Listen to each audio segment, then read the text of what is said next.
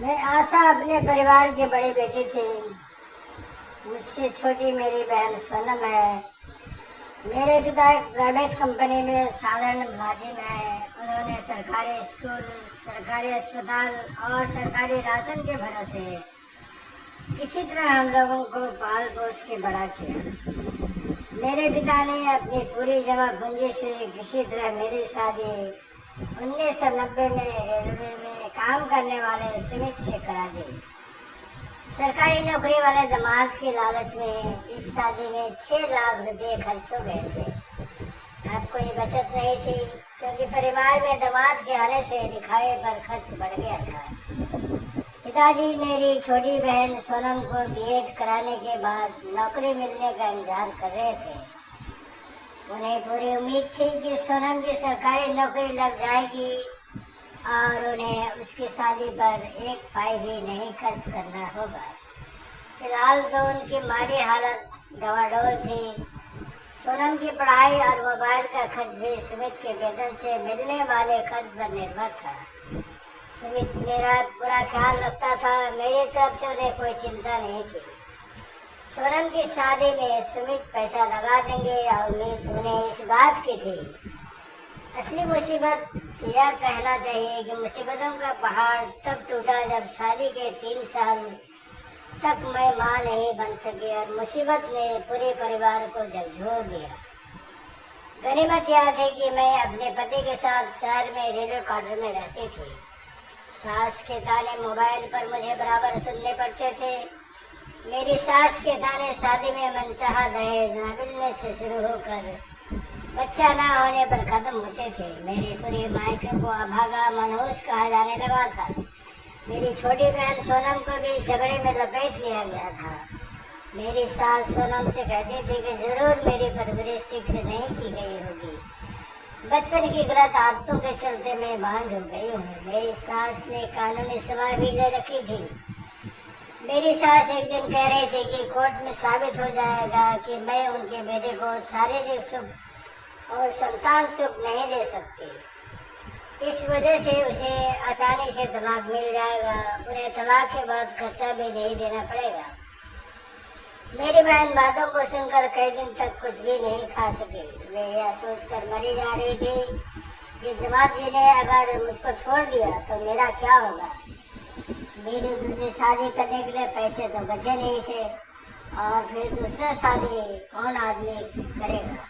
मैं और मेरे पति सुमित को डॉक्टर ने बताया कि सुमित के वीर्य में शुक्राणु की कमी है। सुमित के शुक्राणु को बढ़ाने के लिए डॉक्टर ने 2 महीने तक हर हफ्ते दवाइयाँ दी और इंजेक्शन लगाया, पर इस उपाय का भी कोई असर नहीं हुआ। जब किसी भी डॉक्टर के इलाज से बाप नहीं बना तो माँ के बताए हुए उपाय देसी नुस्खे को अपनाया गया, पर इन सारे उपाय से भी कोई फर्क नहीं पड़ा। पति की पगार समय पर आ जाए या ना आए, पर मेरे माहवारी ठीक 28 दिन में आ जाती थी। हम पति पत्नी एक दूसरे को बेहद प्यार करते थे और एक दूसरे की कमी बताते नहीं थे। इसके बाद हमने टोटके का सहारा लिया। मंगलवार के दिन हम पति पत्नी दोनों एक पुजारी के घर जाकर पुत्र प्राप्ति के लिए प्रार्थना की और एक डोरी जिससे वह मिट्टी के बर्तन बनाता है मांग दी। घर आने के बाद एक गिलास में पानी भरकर वह डोरी उसमें डाल दी। 1 हफ्ते तक वह डोरी उस पानी में भिगो कर रखी।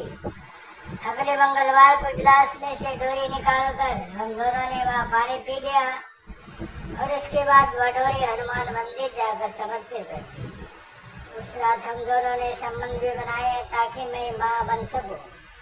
फिर 28वें दिन जब मुझको पीरियड नहीं आया तो सुमित दौड़कर प्रेगनेंसी टेस्ट किट ले आया, पर यह कोशिश भी नाकाम रही। 29वें दिन खाना बनाते समय मुझको पीरियड हो गया।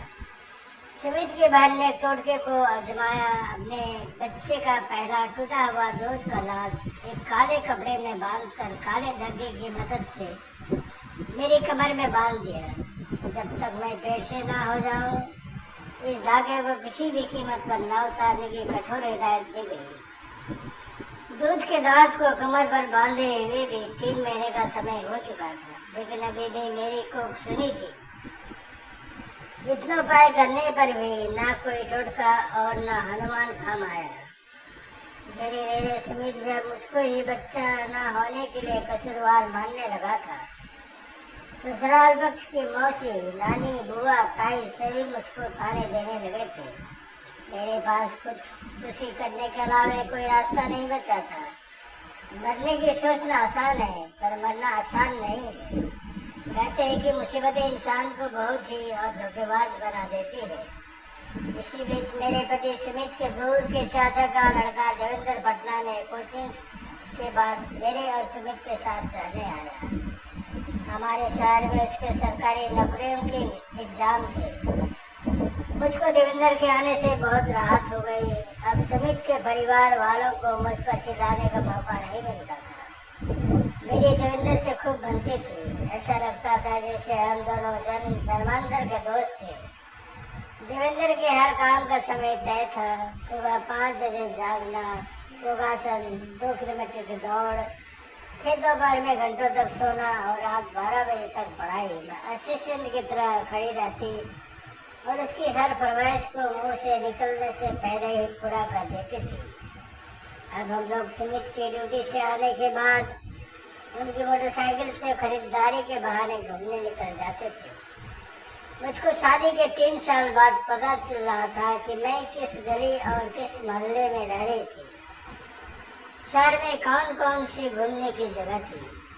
अतः प्रेम को इससे परखने के लिए इतनी जगह बहुत थी। एक दिन की बात है, घर में परिवार के कोई दूसरे सदस्य नहीं थे।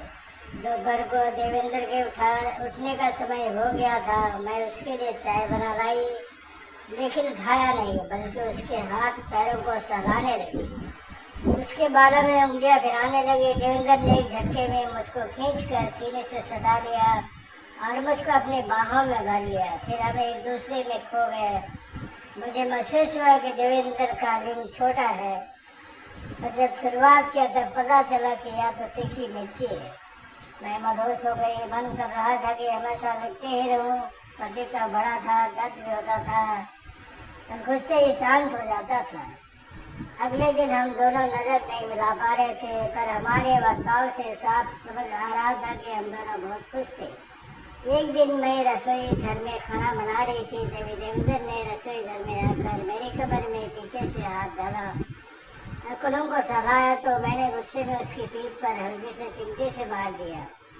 उसे लिमिट में रहने की हिदायत दी और जब देवेंद्र बुरा मान गया तो तुरंत मैंने कान पकड़कर माफी मांग ली। मेरा खुराबादी दिमाग पूरी कुशलता से काम कर रहा था। एक रात मैंने पति सुमित को बताया कि मैं इन दिनों शिवलिंगी बीज का एक भाग और पुत्रजीविक बीज के 2 भाग को मिश्री के साथ खा रही हूँ और ननद का दिया टोटका बंधाई है, तो अब खूब बढ़ने की उम्मीद है। फिर रात में मैंने पति सुमित के साथ भी संबंध बनाया।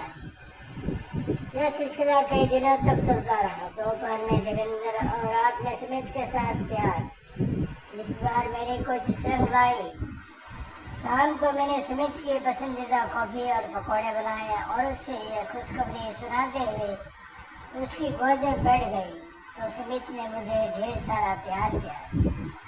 मेरे घर वालों को जब यह बात पता चला तो उनकी खुशी का ठिकाना ना रहा। मेरी मम्मी ने पूरे मोहल्ले में लड्डू बांटे। मेरी बहन सोनम भी बहुत खुश थी। उसने मुझे फोन कर बधाई दी और मेरी सास भी मुझे प्यार करने लगी थी और मेरा बहुत ख्याल रखने लगी। देवेंद्र अपने एग्जाम देकर वापस पटना चला गया था। मैंने प्रेगनेंसी के आखिरी दिनों में देवेंद्र को वापस बुला लिया। अब दिन भर बेरोक तो देवेंद्र मेरे साथ रह सकता था और एग्जाम की तैयारी भी कर सकता था। ठीक मेरी डिलीवरी के दिन देवेंद्र कहीं चला गया।